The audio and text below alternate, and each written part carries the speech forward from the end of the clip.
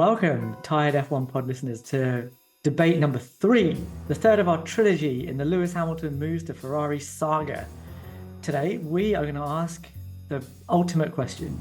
Can Lewis win a title at Ferrari in the twilight of his career? Here we go. Can he win a title? He absolutely can win a title. In fact, isn't that why he's going there to begin with? Yeah, I think there are multiple reasons why I think Lewis can win a title there. And for the sake of our debate, let's just assume a 3-year contract, although no one really knows how long these things work out. It could be 1 year, it could be 10 years, who knows? But for the sake of our argument, it is fair to assume that Lewis has got the best chance to win a title in 26 and beyond. We cannot talk about 25 here because that will be presumably the year that is the year before everything changes. So I'm going to assume for a second here that short of Ferrari pulling out some sort of blinder, which they could possibly, and given the current turmoil at Red Bull, there might be certain cracks in the Red Bull armor, if you will. But chances of that happening are fairly slim. But I think in the 2 years following that, it is absolutely possible for Lewis to win a title. And in fact, it does look like Ferrari will focus their attention on Lewis winning that title. So I firmly believe that he would be the hands down favorite to win a title there. I also believe that championships and reigns and dynasties, if you will, work in cycles. Mercedes had their turn. Now Red Bull is having their turn. They're probably going to end this run on a 5-year championship domination. And so it's likely to assume that it's fair to assume, I should say, that in 26, when everything is, for lack of better words, reset again, Ferrari would have a good chance with Lewis and his team in Maranello and ready to go. Now, I've got so many things to come back on what you just said. All right, let's hear it. Right. First of all, 2026 might be a reset, but this isn't about Red Bull dropping back. It's about everybody else having to catch up. And do they have the means to do it? Let's look at Adrian Newey's record when it comes to regulation changes. 1992, active suspension, FW14B, most dominant car of all time. 1998. Narrow cars, turns up at McLaren, wins the championship first season out. 2009, there's a double diffuser and a change in the regulations to reduce aero. Sorry, he missed the double diffuser, but he went on a run from 2010 to 2013 where Red Bulls were winning every single championship. And even in the 2014 to 2021 era, you can very, very clearly argue that Renault missed the boat. They didn't understand the size of the challenge, and actually the aero side of things was actually well packaged. So it wasn't because Adrian Newey missed the boat on aero. It's because the engine partner didn't do their job. And if you read his book, he says the same thing. I was about to quit Red Bull because I created a car that can win, but they haven't created a power unit that can do anything, and they're not willing to develop it either. So why should I stick around? He did, and that's why in 2022, when another regulation change happens, he's now built the next most dominant car. So if I'm going to put my money on something, I'm going to put my money on Adrian Newey nailing the regulations in 2026. And if it's an aero rule set, then and it will be. We're introducing active aero alongside ground effects. This is what Adrian Newey has been tinkering around with and playing around with for the last 40 years. So to think that he's not going to build a world beater is insane. It's absolutely insane. I never said that he wouldn't build a competitive car, that they wouldn't be at the front, right? This is not Red Bull sort of laying down their quote unquote arms and saying, oh yeah, well, have at it. No, absolutely not. There is no doubt that Red Bull will be competitive, although we must add that given our current debate and the current news surrounding Red Bull, that could potentially spell a seismic shift in many things that could have reverberations, one of which could be Adrian Newey departing for reasons that we may not be able to contemplate at this moment. And that the one thing to also remember is even if he builds the best car, execution is another thing too. So absolutely agree with you. Yes, the car would be great. We don't know. We don't know what's happening at Red Bull. Yeah. That could have big implications. That could really, really have big implications. We don't know what's going on there. So we cannot just debate this unless you're just going to assume that nothing is going to change, which it's hard to believe that would happen. I don't know. I mean, at the moment, I have to, because we're so early on in whatever investigations are happening at Red Bull. Nothing has come of this so far, right? Sure.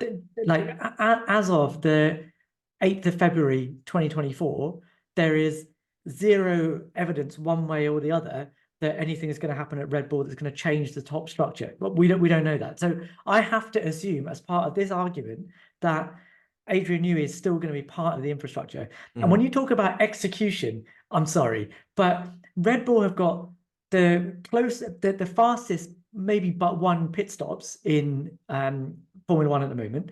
They have probably the best strategy at the moment. They will go for a win, even if there's no need to. They've got a driver that is egging them on and wants to win every single race, and will do everything he can to do it. And they've got a strategy team on the pit wall that don't make mistakes. They're bold, they're inventive, and they will make sure that if any opportunity arises, they will win a race. So even if the car, which I expect is going to be a world beater, but even if it isn't, even if it's anywhere near, they'll take every opportunity, because that's what they were doing even when they weren't winning. Absolutely. So for me, the size of the challenge that Lewis and Ferrari and Charles face is massive from a technical, organizational, strategic point of view.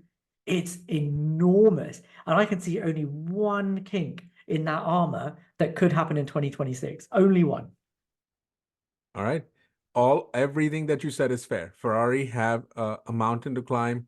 McLaren probably have the same thing. Mercedes, with whatever they end up doing, and again, as of today, we don't know what's happening. But there are 2 years. There's 2 years to figure it out. Fred Vasseur is a racer's man, and he is going to change everything in there. We already have seen these changes. All right, and Lewis is bringing on his own crew. We've debated this in the past. We've also had folks tell us that Lewis is going to win his championship in part because he's bringing all of the genius that helped him dominate those 8 years.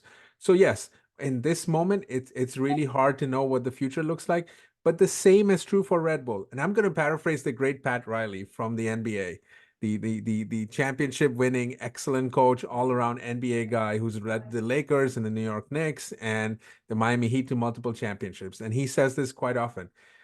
It's not winning that's the issue. It's keeping on winning consistently that causes a problem. So let's just assume, for the sake of our argument, that Red Bull have now, as of this year, won 3 championships, and they'll probably add 2 more, one in 24 and one in 25. But the way Max is going, that's hardly a bad bet in any which way. 5 years of consistently dominating and a regulation change coming in can spell a lot of complacency. People have moved out of Red Bull too. So yes, you have one guy in Adrian Newey that has been there, but success brings in more issues, brings in more challenges, and people do end up moving to different places. So the team structure, which we've talked about in the past as being an excellent one around Adrian Newey, may or may not exist. Whether it's this latest news that's just come out, whether it's just the fact that with time, folks want to move on. When they have success, people want to take credit for it. They move on. So let's see if that can be kept together. And, Mercedes had a dominant run, but they couldn't adapt to these regulation changes in 2022 either. So there is something to be said about Red Bull will be up against it too. And by the way, they will be facing a very hungry Lewis Hamilton, who has probably, definitely not forgotten about 2021. And to get that 8th title, there is going to be laser focus on everything that it takes to win there. So you cannot, and these are not tangible things, but if anyone is primed to win that year, it is Lewis, hands down. And I would say that Lewis might be fired up. I remember his words at the beginning of the 2022 season. If you thought that I was good last season, you ain't seen nothing yet. And then what happened? One man, one driver can't change the destiny of a Formula One team in one season. But Red Bull don't have the same problems that Ferrari perennially do. I take your point that the teams break up, but Adrian Newey hasn't left. And actually, his run of success is pretty unbroken. it's really important to remember that the reason that Red Bull weren't dominant from 2014 onwards was not because of their aero. It was because of an outside factor. There's a really good video from the race talking about how Mercedes' up years and their now not up years are different. And it's because Red Bull essentially lost performance through no fault of their own. They kept up that high standard, and they will continue to do that, I expect, in 2026. Ferrari always come in cycles. There's every now and again there's a little bit of success, and then they drop off, and they seem to struggle to get that magic back. And the more they try to get that magic back, the more they cycle. Now maybe, and I'm hopeful that we'll get into a position now where they will start to bring everything together with the driver, with the team, with the technical prowess that they have, that they'll be able to start bringing that all together, and it will synergize into a team that can compete. But right now, based on past performance, I don't have that confidence. Yeah, I think it's fair to be skeptical of that. And here's my closing point. You are absolutely correct in that Ferrari have not given us a reason to believe them. Listen, if anyone knows that better than me, then raise your hand. But I certainly, for one, know that through and through. What I can tell you is what we have seen from Fred Vasseur and the way he's organizing and restructuring the team. They have been much better this past year in making strategy calls. You can kind of see the pieces come together. Now, will it work? Will it not work? Only time will tell. But in reality, they are primed for success. And there is a law of averages, right? That sort of goes with this stuff.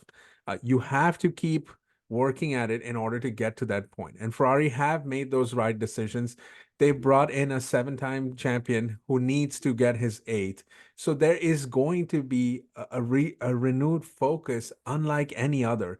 And yes, we have been the most sort of out there team in terms of how we make decisions, but that's not to say that won't relay in success. Look, man, every once in a while you can stumble upon success, and those might be the years to be able to go through it. So there's absolutely every reason to believe that with the next change of the winds, right, so to speak, the direction of the wind changing, there is, and with Lewis in the fold, there's no reason to be confident, anything but confident that they would win.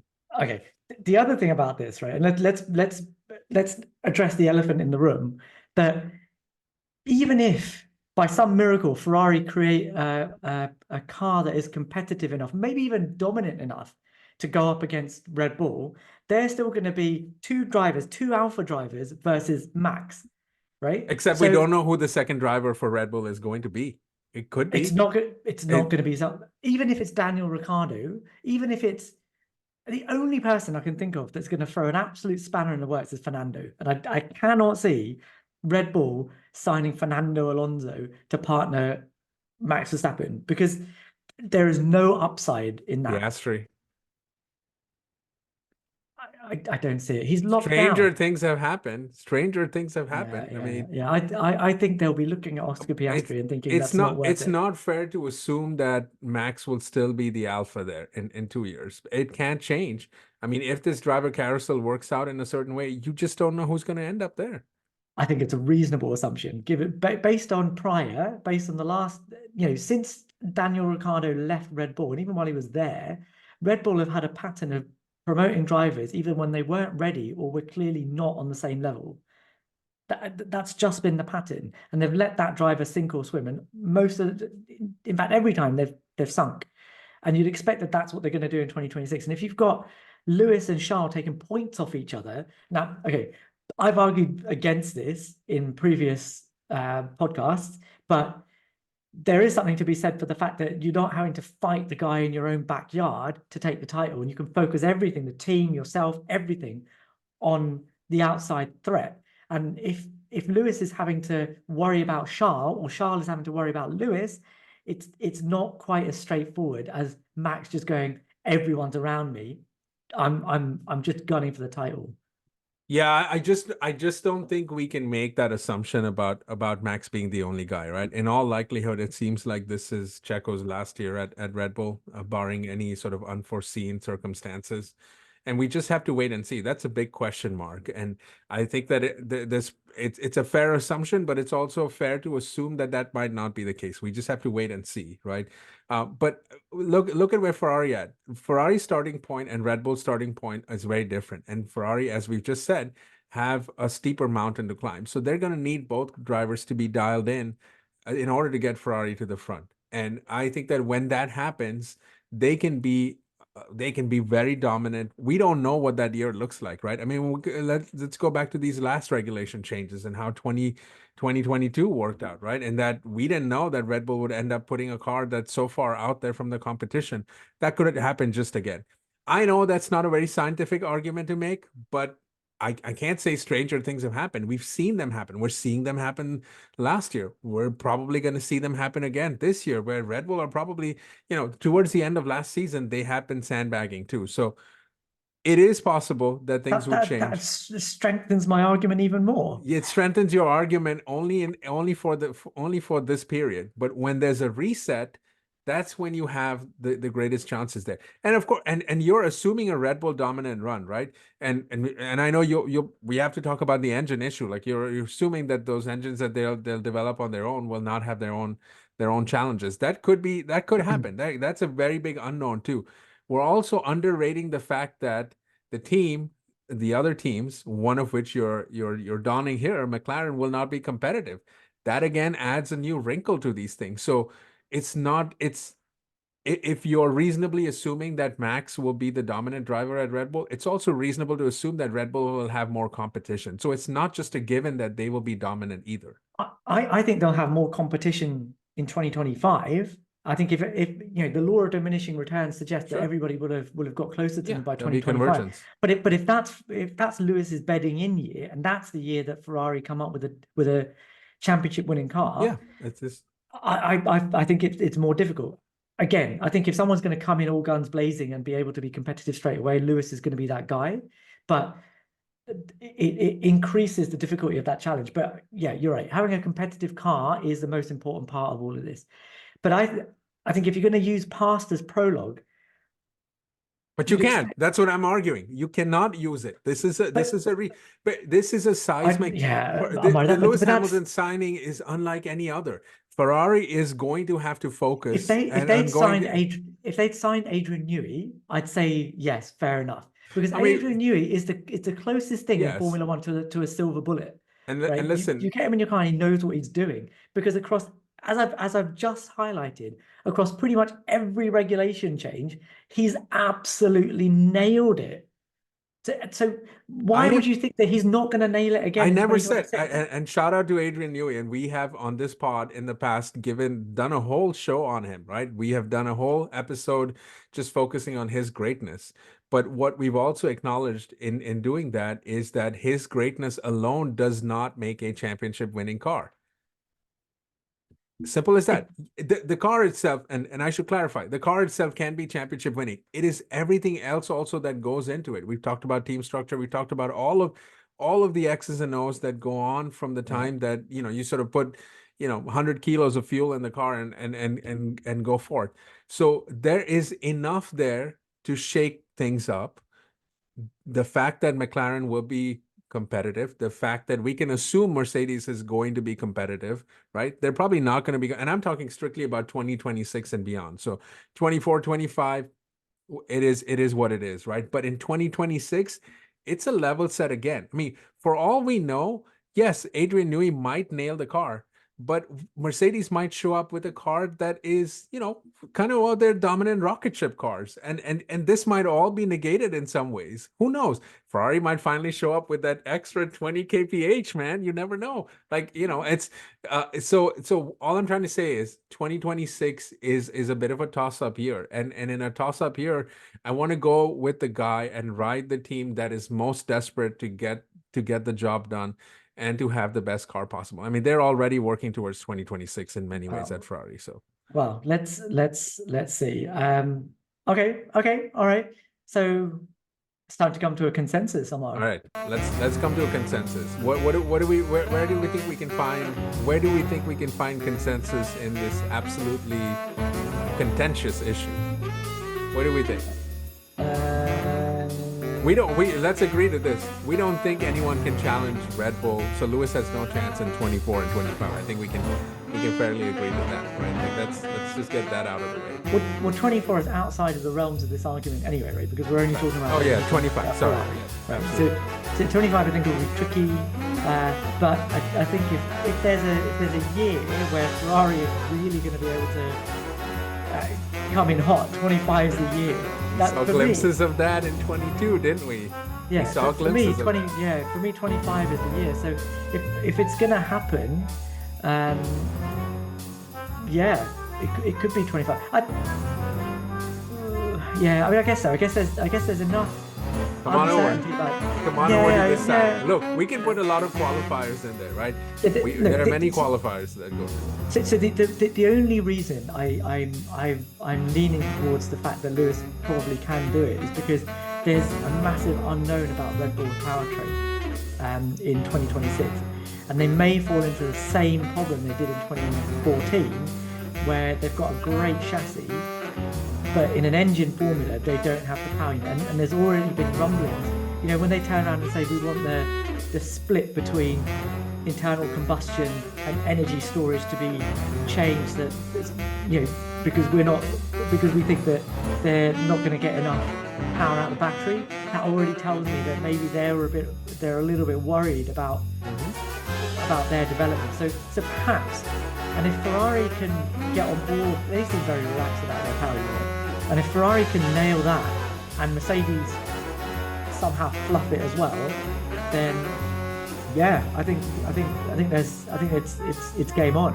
I think it's game on, and I think if it's game on, Charles, Lewis, Max, Lando, all of them in cars potentially equivalent to each other.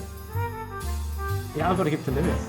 You got to back your guy. You got to back your guy. I am going to back my guy. Even though we are coming to a sort of agreement, I would like to point out that in our game of assumptions, when 2026 rolls around, Max probably is a 5-time winner by then. So a 5-time, a 7-time guy. That is enticing, right? So I'm kidding. He's well deserved it, but man, it will be yeah. Everyone will be hungry. Yes. To knock him off his throne by that point. And Max will be just as hungry as Lewis in many ways. I mean, there's not a bridge too far between 5 and 7 championships. Yeah, right? yeah. And that's 5 going on 6 consecutive, right? That's yeah, I agree. Never been done. Yeah, I agree. If 2023 tells you anything, like he definitely knows the record and he's definitely interested in it. So yeah, let's see. So there we have it. I think consensus, Amara. We think there you have it. Lewis can win a title at Ferrari before the end of his contract. He certainly can. And on that bombshell, see you in the next one. Thanks for watching.